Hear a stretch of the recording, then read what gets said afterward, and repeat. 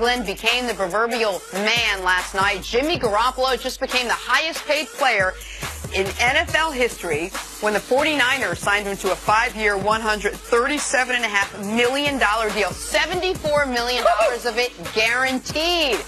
Jimmy G was traded to the Niners last season. He went 5-0, the longest active regular season winning streak in the NFL. How can you quantify his excitement? Check out his Instagram. This pretty much says it all. Yeah. I mean, I guess it's as understated as you can get. But CC, have you seen enough from Jimmy G to warrant a deal like this? Well, this is the normal operating mode of doing business. Like, once they made the trade for Jimmy G, I told Nick he didn't need to play. Like, he was going to get what we would think to be a max deal. I thought that he would be in the top 3 highest paid quarterbacks.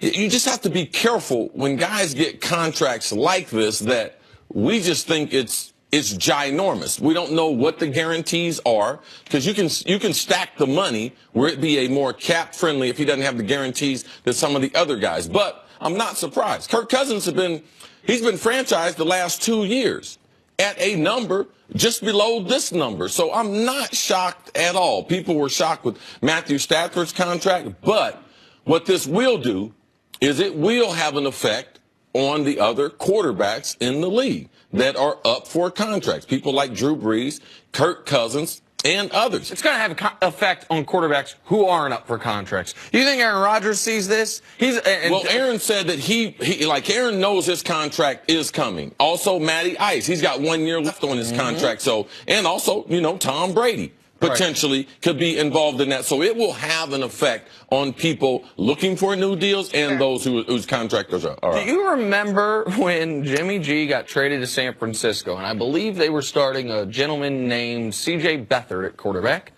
And Kyle Shanahan and John Lynch were like, listen, we're not rushing Jimmy in.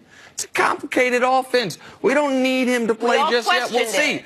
I had the wild, crazy take. Like, I'll tell you what John Lynch doesn't want is Jimmy G to get on the field and look like as good as they hope he actually is. What happened? C.J. Beathard got hurt at the end of the game against Seattle, a game where their offense had done nothing, a game where they were about to drop to 1-10 on the year. And Jimmy G came in, instantly threw a touchdown pass, seemed to energize the team, started the next week, and they haven't lost since. That was great for momentum going into the offseason. That was great for confidence. Might be great for their ability to attract free agents to San Francisco. What, wasn't it great? It was not great for their cap sheet. Like, Cece, you said he was going to get paid no matter what. No matter what. Right. And you said you thought he could get 5 years, 125. I thought that was a little high. He got 5 years, 138. Yeah, that's not, I mean, it's still in the same ballpark. I thought that he would get this contract. Now, I knew that he wouldn't get the guarantees that we have seen from some of the others, and that is the unproven part. Once you trade for Jimmy G from New England, you have to pay him. There is no other equation where he's not going to get paid. I don't care if he didn't play. I don't care if he played and went undefeated. Because they traded for him, the confidence that they had in trading for him knew that they were going to compensate him at this level. But we do know he got the most guaranteed money of any quarterback ever. $74 million. We don't know how it's structured. Yes. We don't know how they're doling it out. We also know he got the highest average annual salary of any player ever. Yeah, so did Matt Stafford. So did the guy before him. So like, Matt Stafford, Derek Carr. Right. I understand. But yeah, they weren't the best either. But the idea that once they traded for him, he was instantly going, and I'm not saying he won't be worth it. He looked awesome. But the idea that he was instantly not going to become one of the highest paid players in the league, but the highest paid player, like that, I know not much surprises you, but that's... Yeah, but it's not, don't get stuck on he's the highest paid, all right? He's the latest guy who did a contract. The way we used, before we had the Ricky Wade scale, we used to draft a guy, number 1 or 2, this guy becomes the highest paid. We didn't care then. Like, don't get caught up in the highest paid. I can guarantee you 6 months from now, he won't be the highest paid. No, I agree. That will be true. Once Kirk Cousins might beat it, if someone else renegotiates, they might. Would he have been offered the same deal had he not played one game for the Niners last season? I had him at least $25 million. Even if he didn't play at all? Even if he did not play one game. The franchise tag is $23 million. They could franchise him or sign him to a long-term deal. So no, I knew this. They had to pay him. Well, that is what's curious to me. is, and I'm not saying it's the wrong move, and John Lynch clearly, listen, he's got a 6-year deal, or I guess 5 years left. Kyle Shanahan's got 5 years left. Jimmy G now has 5 years left. They're all aligned perfectly. But when typically the reason you don't want to franchise a quarterback is because it sets you up for the Kirk Cousins thing. Franchise him once, then if you franchise him twice, then if you franchise him a third time, you're looking at $100 million over 3 years.